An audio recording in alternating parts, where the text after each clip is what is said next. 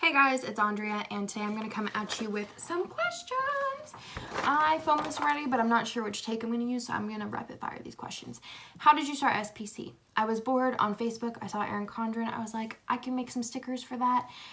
There wasn't a lot of sticker shops then. It was 5 years ago. There was just a handful of shops, and it was mostly functional stickers. Kits didn't come around for a while, but I was making heart checklists and printing them and selling the file digitally, and I was printing them and cutting them by hand with little bitty scissors, sending like 1,000 of them or something. Somebody let me know. I'm sure one of you guys have ordered those. I have a lot of OGs out there. And I would put them in a little baggie and ship them to the person, and it was like $5. So I was like content with doing that. Nick said there's gotta be a better way. He bought me a silhouette, helped me figure it out, and now we are here. What is the hardest part of running your own business? I think the hardest part is not being able to please everyone. It's completely impossible to please every single person in the world or every single person that is coming to your business online, and also like not everyone's going to like you, not everyone's going to agree with what you put in your kits or agree with your business choices, not everyone's going to agree with your price points, not everyone's going to agree with everything. So I think like not being able to please everyone is a huge thing. What is the best part of running your own business? I think the satisfaction of like doing something and then like other people buying it, or like it's like a service, I guess, too. So I think just like being able to see my creations being used by people all over the world, which is really cool.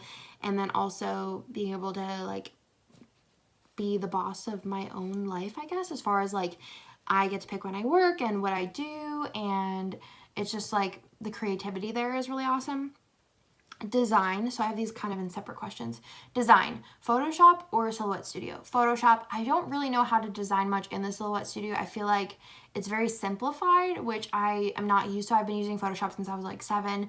Remember my dad used to let me use it, and I loved it. I loved like doing really funny things with it. Actually, I remember one of the first things I used to do with it is that, you know those little dolls on the website, and you'd have like clothes for them and you could like put them on the dolls. That's what I used to do on Photoshop. But yeah, I've always used Photoshop. In high school, I used it a lot for photo editing and things. When MySpace was cool, I had like the coolest MySpace layouts ever. But Photoshop all the way. How long does it take you to design a kit? As far as like if everything aligns perfectly, no recolors or bringing in other things and recoloring them and things like that. If everything's perfect and it just goes super smoothly, an hour and 15 minutes. Do you draw your art? No, I do not draw my art. I either get it from artists that sell it to the public, or I get it custom, so it is exclusive to me. How long does custom art take, and what is the process? Custom art can take anywhere from 5 days to a month, sometimes a month and a half. And what is the process? So I have Jessica make me a mood board based on a theme that I give her. And that's the first part, and then I give the mood board to the artist, and then I pay them, and then they give me a product in the quoted amount of time. And how far in advance do you design? As far as exclusive art, I like to have like 3 months out. Sometimes it's 2 months, sometimes it's 4 months, sometimes it's never really less than 2, but you know what I mean. How big is your office? My office is about 1,700 square feet, I think. I was going to ask Nick, but I totally forgot. Why an office over your home? I don't have 1,700 square feet laying around, and we're actually super cramped right now. I did run my business from my office. We actually don't have basements in Texas, at least not in Austin. If you do, it's very expensive because it's all rock. But I don't have the space, and also I did have my business in my home for actually not that long, but it is really not great for me, at least for my well-being, to have work and home in the same place. I think a lot of people could agree with that. It is like nice for some businesses and a lot of people, but for me, it just really, like, I need my separation. Even though I do most of my work at home. How many printers / silhouettes do you have? Kirsten, correct me if I'm wrong, but I feel like we have like 32 printers and then like 24 silhouettes, something like that.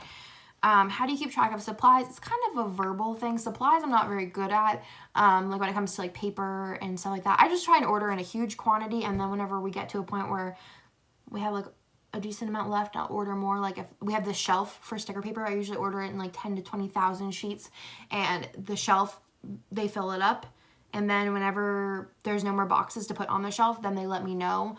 I don't even know if actually like some of the paper on the very bottom has been used in a very long time. That might be like 3-year-old paper, I don't know. but it's kind of like a verbal thing. There's only been one time that we've ran out of something, Jessica, but I'm over it. But yeah, we don't usually have issues with that. How did you find manufacturers? Alibaba.com, but 75% of them are manufacturers that friends have recommended to me, which I am very grateful for. How have things changed since you started to manufacture items? Do you plan to move more in that direction? Nothing has really changed. I think it was like, how have things changed for staff and orders maybe, or something like that.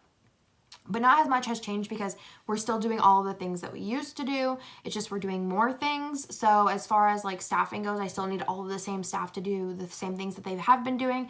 It's just like for order filling, we get something in and we get to just put it on the shelf rather than like making it in shop.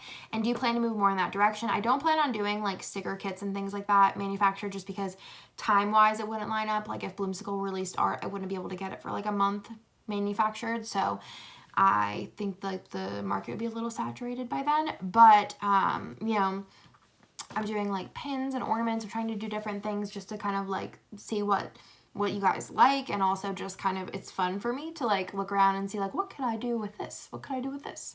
Like the air freshener. It was an idea I had and I just made it a reality and you guys really liked it. How many orders do you get a week? Normally I don't answer questions like this, but. If you look, if it's something you can figure out, if you really try to figure it out, I'll answer it because I don't really care.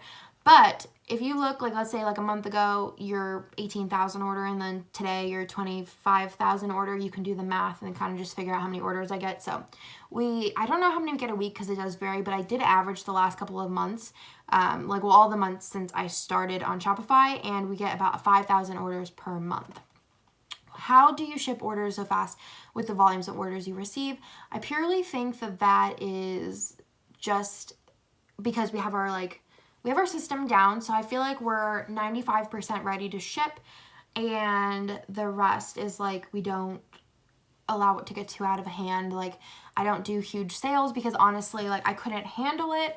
I don't have the stock for it. I try to keep a light stock of everything, but when it comes to being able to ship fast, I do delegate tasks to different people. So rather than one person, everyone else like manufacturing things, and then I don't have just one person. I print the labels and I print the invoices while Emily is, pulling all the orders. Well, my part doesn't take me that long, but then, I leave and Emily's pulling the orders and then putting them into organizers, and then Kirsten, which those parts take about the same amount of time, depending on how big the order is for Emily. But then Kirsten takes the orders out and actually puts the freebie in, puts the journaling card and puts that on the cello, put it in the mailer, put the label on the back, and then put the like Happy Meal label on it. So I think like breaking it up between a bunch of people does save us a lot of time because we do have enough employees to be able to delegate specific tasks. So we're able to ship things a lot faster, and obviously it depends on, how many orders we have. Sometimes it'll be slower if we're doing mystery then, or if we have like a big release where we didn't print as much as we needed, or like an unexpected moment, which we don't really have a ton of those. I usually am pretty good at like nailing my numbers. And then the last question in the office section, did I get all those? Yeah. Is what do you do? And I do design, I do customer service, I do social media, I like order manufactured items, so I do all the designing of that too. I like handle all the manufacturing communications, which it does take a lot because most of that is at night because it is on the other side of the world. And like ordering supplies, going through and doing all the productivity lists and things like that. So I'm like kind of like a manager, design, social media, and customer service is kind of what I do. It keeps me quite busy. Then we're in the squad section. So is SPC hiring? No, we're not hiring. I feel like my squad is so fire right now. We got such a good group of awesome people who all do their jobs fantastically, and we run like a very well-oiled machine. I'm just very blessed on that front. What are the roles of SPC squad members? So to make it easy, well, right now it's a little bit different because Kirsten is, what is she, like 6 months pregnant or something like that, or 5 months pregnant? So we don't have her doing a lot of like bending over or like standing. So Kirsten's like, so the jobs are a little jumbled right now, but for right now, until Kirsten comes back from her maternity leave, Raph and Ryan just cut. They do like Ryan cuts some die cuts and things like that for me whenever I need them, like the bookmark ones or like the mini tan kit ones, or if I need something like vinyl bows cut or something like that, I have him do that. And then he also, like, everyone has the ability besides Kirsten to take mail to the post office, and a lot of people do ask me why I don't have the post office come to me, and it just hasn't been a reliable situation, and I like my stuff to get out as fast as possible. So Ryan and Raph cut. Brian cuts and prints, and that's what Kirsten normally does. So he prints while he cuts, and then Kirsten is like collating. So she collates kits, she collates misfit bags, she collates tan kits, she collates mystery, which is a big thing. She collates everything, and then she also does the packing of the orders. And then if we have like mystery, she'll package all of those up for me. Whatever I really need her to do, she'll do. And then Emily is like my sweet baby angel who does my order filling and anything else under the sun I need.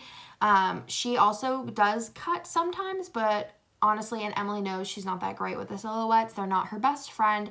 She's better at like organizational tasks, so we try and keep her on that, which is normally her job. Normally she does Kirsten's job, and Kirsten's on the silhouettes, Brian's on silhouettes, Ralph's on silhouettes, and Ryan's on silhouettes. But because Kirsten is pregnant, she's doing mostly Emily's job, and then Emily is doing the order filling and then also dabbling in silhouettes, and then like anything else I need her to do. Like, you know, if Kirsten has a really long list, like needs to collate washi bundles or something like that, I'll be like, hey Emily, like I'm going to move this over to your productivity list, and you can do that. They each have their own, Kirsten and Emily have their own productivity lists, and then the boys all just work off of the collection list. So that is their roles.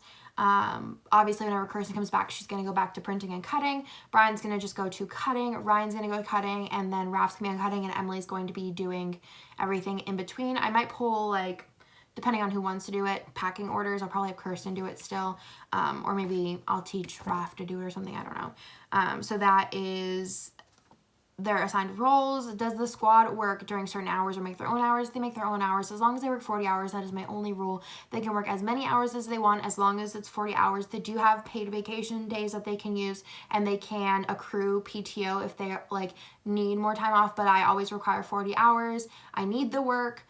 I really need it, and if they want to do overtime, they're more than welcome to do as much overtime as long as they're like still productive and functioning as a normal human being.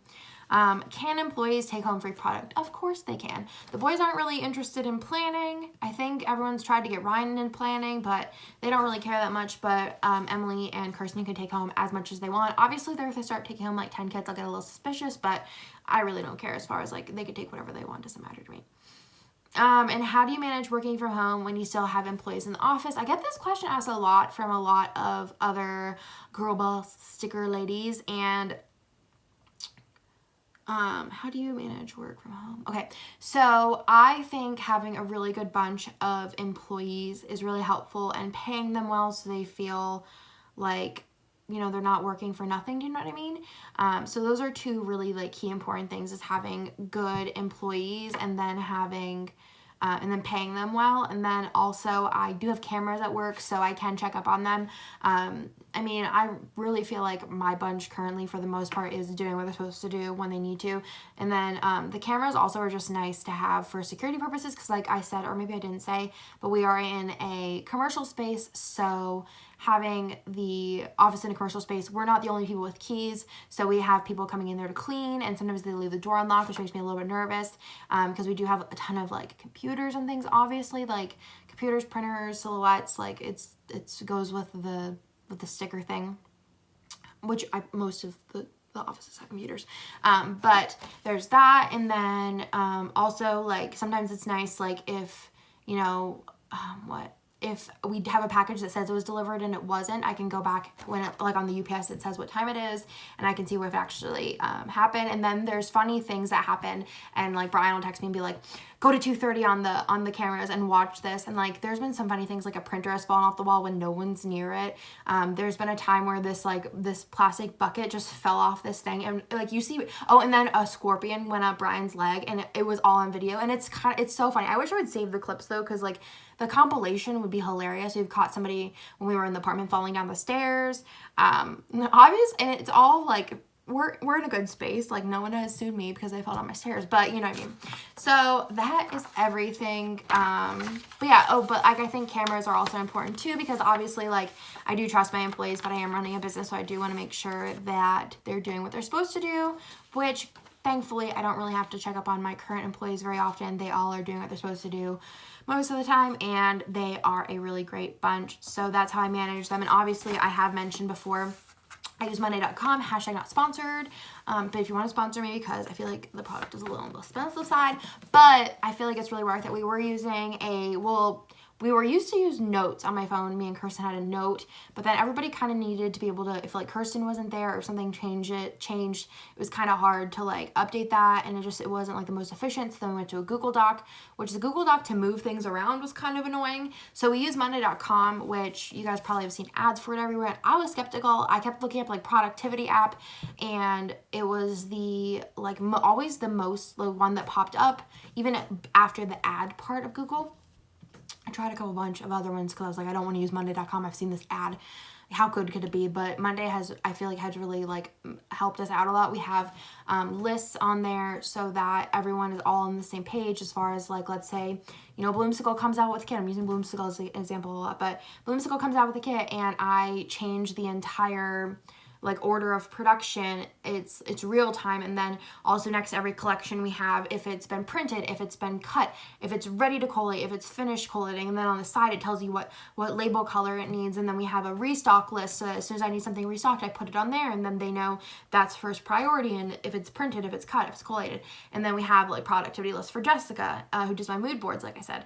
And then we have a list for Kirsten, who does packing. And then sometimes I like have, okay, I need 100 paper packs on here, I want 100 of these misfit bags, I want 100, like whatever, and then I can move them around based on priority. I'm like, oh, we got all of our tan kit stuff, I'm going to move that up on her priority list. Or Emily, hey, remind me to do this, I'll put that on her list for her to remind me to do something, which is kind of funny. But and I have a to-do list, which I never look at because it's just not me. But I'll talk to you in my next one. That's everything. But if you have a business, I really like Monday.com. If you have employees and you want to kind of have it all together, and I have it on my phone, on my computer, it's a really nice app. But that's everything. I'll talk to you guys in my next video.